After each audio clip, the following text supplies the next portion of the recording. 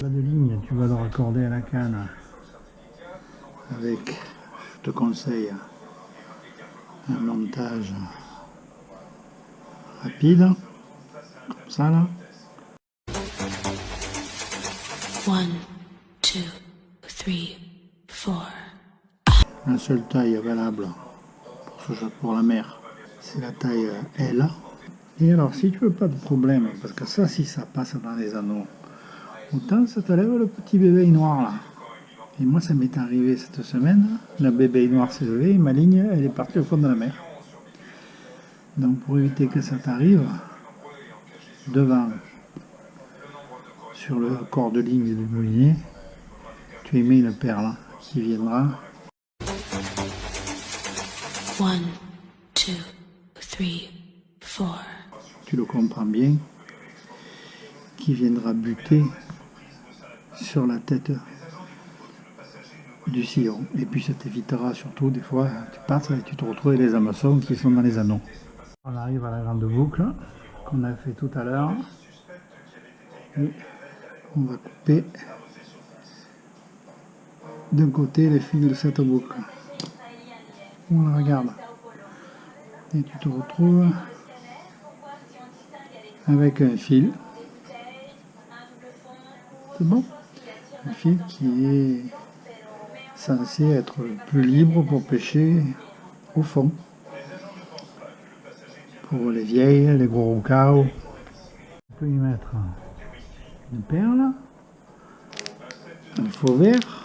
La perle, elle peut être rouge, blanche, jaune, brillante, phosphorescente. Il y a tellement de possibilités.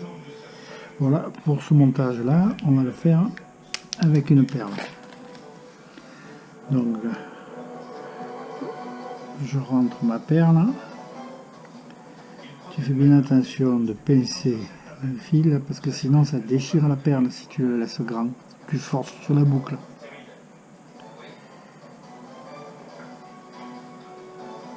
Voilà, regarde, on a rentré la perle. Et maintenant, on va attacher l'hameçon. Alors pour rappel, ça s'attache toujours de l'intérieur de l'hameçon. C'est plus facile après pour le ferrage. Alors j'ai pas ma troisième main. Je vais essayer d'en faire une avec la lampe. Voilà.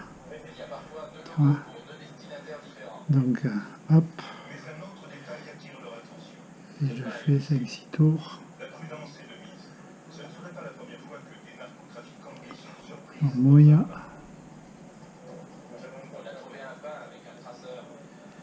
Et voilà. Pareil.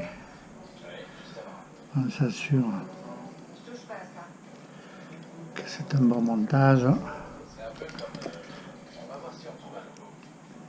Je le répète, moi, c'est quand tu montes la ligne que tu vérifies si c'est solide.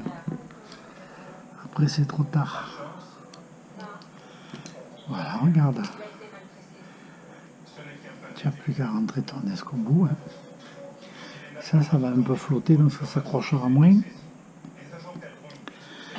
Et ça va permettre